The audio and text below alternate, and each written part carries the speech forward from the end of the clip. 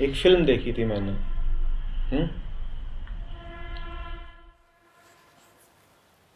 उसमें समझ ही में ना आए कि नायक इतना पिट क्यों रहा है।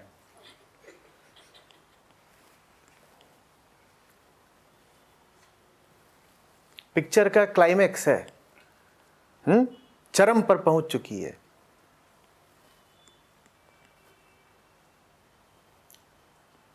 दुश्मनों के गढ़ में घुसा हुआ है हमारा नायक, और उसके हाथ में रिवॉल्वर भी है।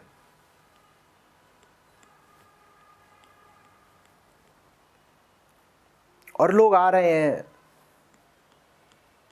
उसको पीट रहे हैं, वो उनका मुकाबला भी कर रहा है, तो खाली हाथ।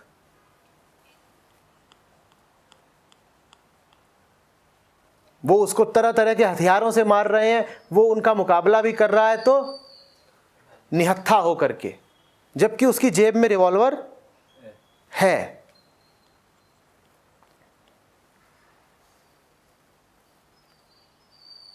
वो भरसक कोशिश ये कर रहा है कि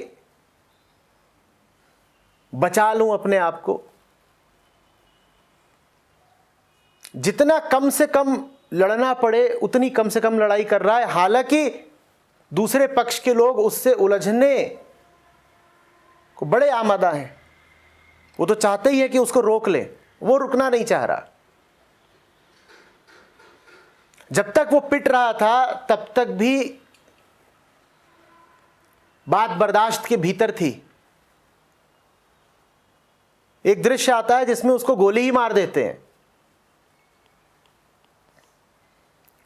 उसको गोली मार देते हो, फिर भी रिवॉल्वर बाहर नहीं निकाल रहा है। वो किसी तरीके से अपने आप को बचाए बचाए आगे बढ़ रहा है। उसे दुश्मन के दुर्ग के शिखर तक पहुंचना है। वो बढ़ता ही जा रहा है, पिटता जा रहा है, गोली खाता जा रहा है, आगे बढ़ता जा रहा है। और ये बात बड़ी विचित्र लग रही है कि ये इतना कम विरोध क्यों कर रहा है। ये जो लोग इसको मार रहे हैं, घायल कर रहे हैं, ये भी उनको घायल क्यों नहीं कर देता। और नायक है भाई हमारा, बाहुबल भी है उसमें और रिवॉल्वर बल भी है। पर वो तो ये दिखाई दे रहा है कि कम से कम विरोध करते हुए, कम से कम उलझते हुए सीधा आगे बढ़ रहा है। कई गोलियां खा लेता है वो, अंततः वो जो प्रतिनायक है, खलनायक है, जो चीफ विलन है, उस तक जा पहुंचता है। फिर वो अपना रिवॉल्वर निकालता है, कैमरा रिवॉल्वर की मैगजीन पे जूम करता है और पता चलता है उसके पास गोली बस एक थी। और वो प्रमुख नायक के माथे पर, कनपटी पर लगा करके गोली दाग देता है। उसने किसी से उलझना बर्दाश्त ही नहीं किया, क्योंकि उसके पास गोली एक है और उसको पता है कि उस गोली का इस्तेमाल कहां करना है, और कहीं वो उस गोली का इस्तेमाल करेगा ही नहीं। बाकी जगहों पर उलझना भी पड़ा तो अपनी न्यूनतम ऊर्जा व्यय करेगा, कम से कम उलझेगा, क्योंकि उसे आगे बढ़ना है। उसे पता है कि असली दुश्मन कौन है। बाकियों को तो जानता है, गुर्गे हैं, प्यादे हैं, इनसे उलझ के क्या मिलेगा।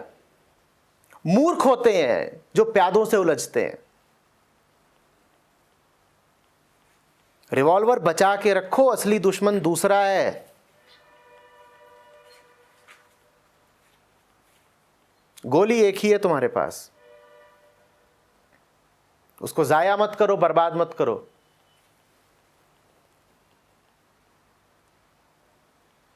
और जो असली दुश्मन है वो तो ये चाहता ही है कि तुम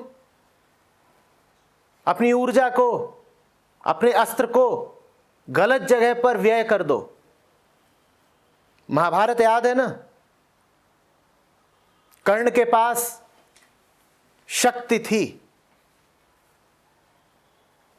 उसके पास एक विशिष्ट बाण था जो उसने अर्जुन के लिए संभाल के रखा हुआ था। कृष्ण ने घटोत्कच से खूब उपद्रव कराया, बड़ी मारकाट कराई, ताकि कर्ण को उस शक्ति को घटोत्कच के ऊपर व्यय करना पड़ जाए। घटोत्कच मारा गया, कृष्ण मुस्कुरा दिए, बोले अब अर्जुन सुरक्षित है।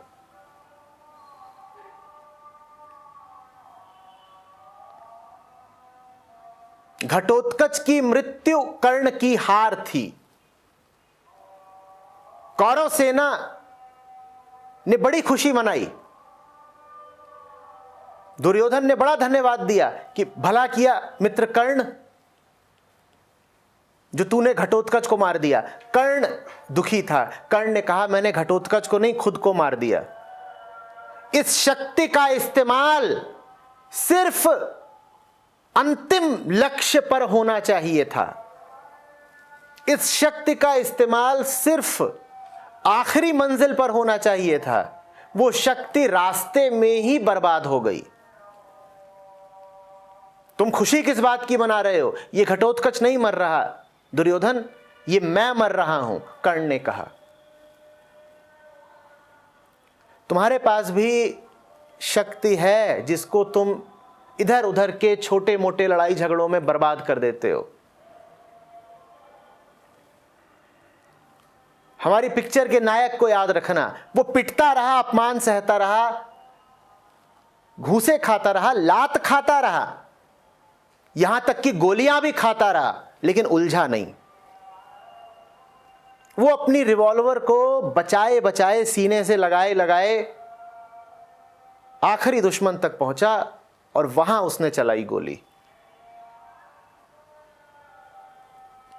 देने वाले ने तुम्हें भी आखिरी दुश्मन को परास्त करने के लिए पर्याप्त शक्ति दी है, पर्याप्त बल दिया है। तुम्हारे भी रिवॉल्वर में एक वो गोली है जो तुम्हारे सबसे बड़े दुश्मन को मार सकती है। तुम्हारे भी तरकश में एक वो शक्ति है जो तुम्हारे सबसे बड़े शत्रु को संहार सकती है। लेकिन तुम अपने तरकश के तीर को गलत जगह चला देते हो। तुम अपनी गोली को, बुलेट को दुश्मन के प्यादों और गुर्गों और छोटे मोटे लोगों से उलझने में बर्बाद कर देते हो। उसका नतीजा यह होगा कि जब असली दुश्मन तुम्हारे सामने आएगा, तब तुम्हारे पास उसका सामना करने के लिए कोई बल, कोई सामर्थ्य, कोई अस्त्र नहीं होगा। फिर तुम हारते हो और बहुत बुरी तरह हारते हो। तुम्हारी सारी हारें हैं ही इसीलिए, क्योंकि तुम्हें जो ताकत मिली थी वो तुमने प्यादों पर बर्बाद कर दी। प्यादों से मत उलझो।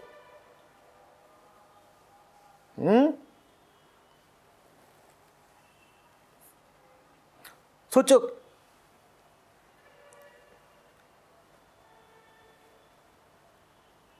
कितना ना क्रोध आ रहा होगा हमारे नायक को जब वो पिट रहा होगा।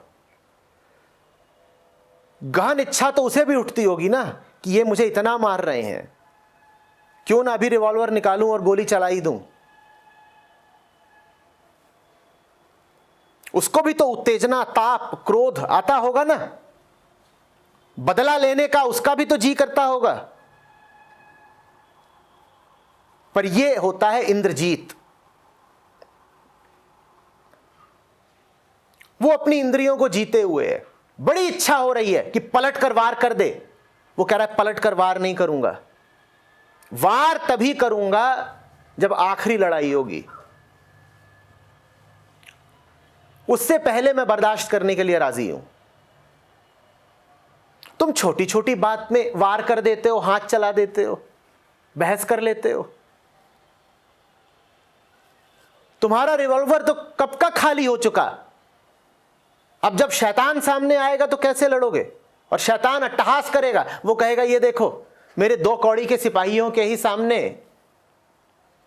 तुम अपनी सारी ऊर्जा चुका आए हो, अब तुम खोखले हो,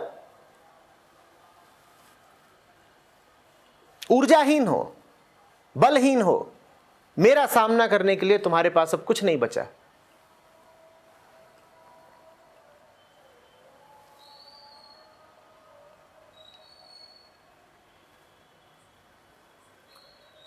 अध्यात्म में संयम का विशेष महत्व है।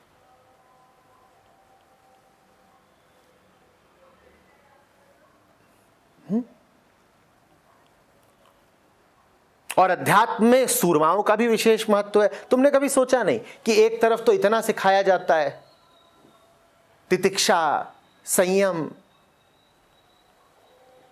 धैर्य, और दूसरी तरफ अध्यात्म में ही यह भी कहा जाता है कि तुम्हें सूरमा होना चाहिए, बड़ा लड़ाका होना चाहिए। ये दोनों बातें परस्पर विरोधी नहीं है, ये दोनों बातें साथ साथ चलती हैं।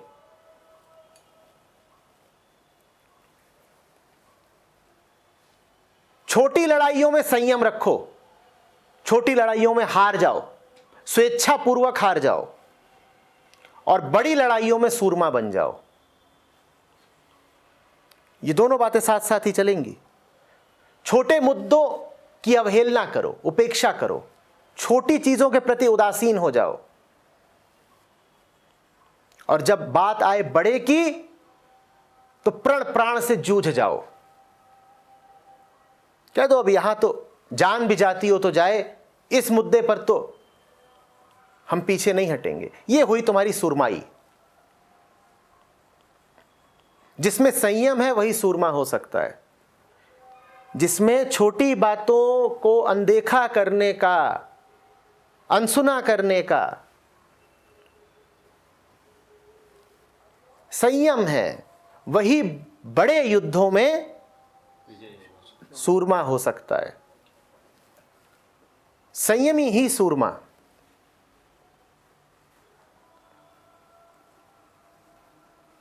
और जिसने अपनी सुरमाई गुर्गों के सामने दिखा दी, वो असली लड़ाई में बहुत पिटेगा।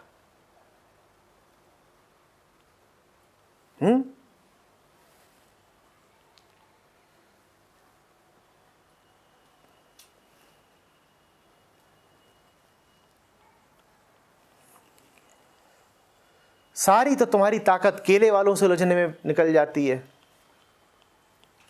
अब जिंदगी की असली चुनौतियों का कैसे सामना करोगे? दिन भर उलझे ही रहते हो। काम वाली बाई से उलझ गए, पार्किंग में किसी से उलझ गए, दुकान में किसी से उलझ गए, दफ्तर में किसी से उलझ गए, चले आ रहे थे किसी ने कोहनी मारी, मुद्दा खड़ा कर दिया।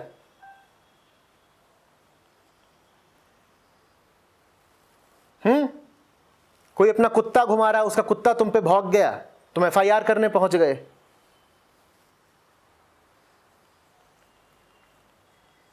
दिन भर तो तुम अपने आप को बर्बाद कर रहे हो इन टुच्ची चीजों में।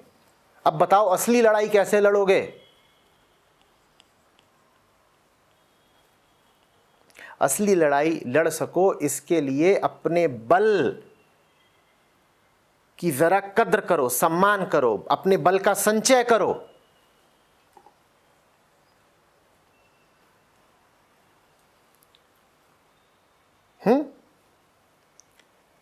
असली लड़ाई लड़ सकने के लिए अपने बल की संचय साधना को ही ब्रह्मचर्य कहते हैं। बात आ रही समझ में? छोटे छोटे मुद्दों में उलझेंगे नहीं, छोटी छोटी जगहों पर अपनी ऊर्जा को बिखरने से, खंडित होने से बचाएंगे, ताकि बड़े मिशन में फिर उसका सदुपयोग हो सके। यही ब्रह्मचर्य है।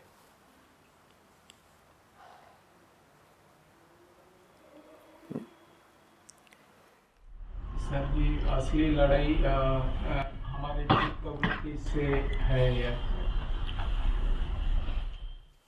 जो तुम्हारा असली दुश्मन है पहले उसकी पहचान कर लो, उसी से असली लड़ाई है।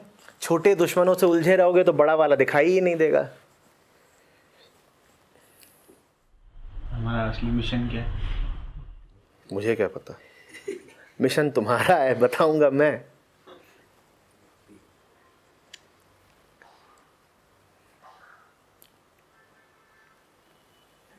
अपने जीवन की जिम्मेदारी उठाओ भाई।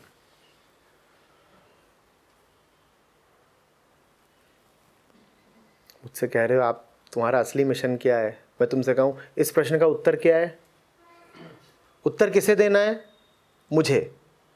तो उत्तर पता भी किसे होना चाहिए? मुझे। कुछ काम करने में हमको अंदर से लगता है कि करना चाहिए। कुछ काम होता है जो अच्छे से अच्छे लोग भी बोलते हैं कि ये करो, हमारा अंदर से मन नहीं करता कि नहीं करें। तो जहाँ हमारा मन करता है वहीं से हमें अपना मिशन पता चलेगा। मन तो 50 चीज़ों का करता है।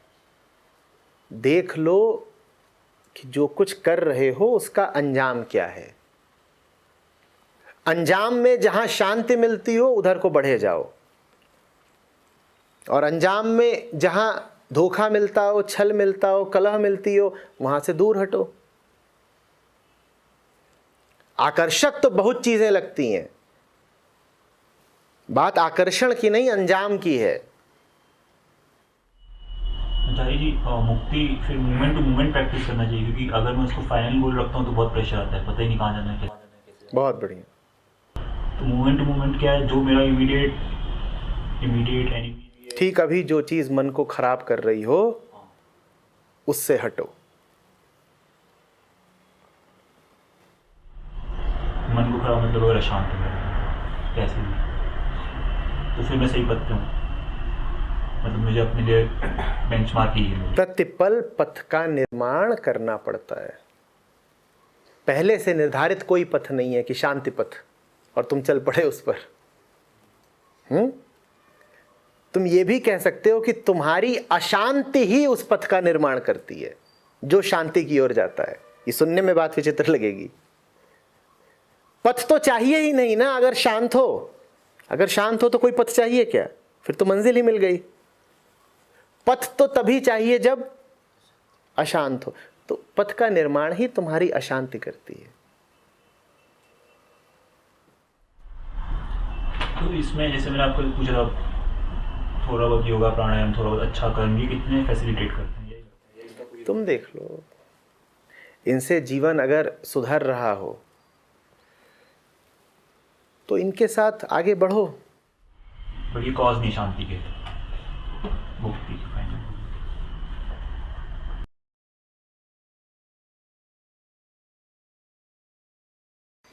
द्वैत का झूला।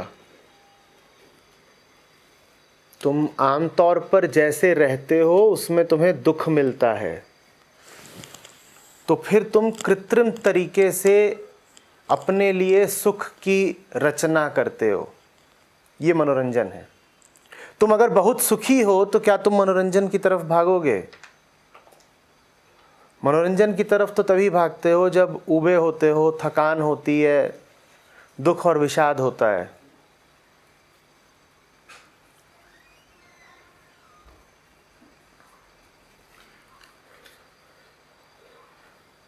दुख, निराशा, अवसाद, थकान बुरे तो सभी को लगते हैं, पर बुरे भले लगते हो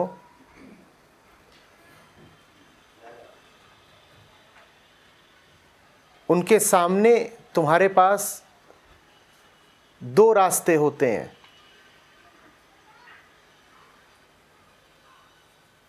एक तो ये कि दुख बहुत बढ़ गया है तो सुख पर कूद जाओ, द्वैत के एक सिरे से दूसरे सिरे पर कूद जाओ।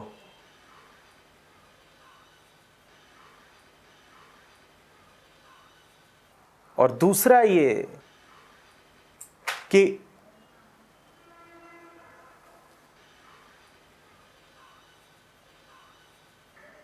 कुछ ऐसा इंतज़ाम कर लो कि दुख सुख के झूले से ही उतर जाओ। जब तक झूले पर हो, कभी एक पक्ष ऊपर होगा, कभी दूसरा पक्ष ऊपर होगा।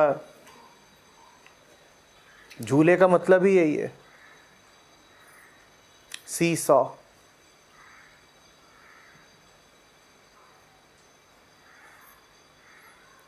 पर बाल बुद्धि को झूले पर रस आता है, वो यही खेलती रहती है। थको, मनोरंजन करो,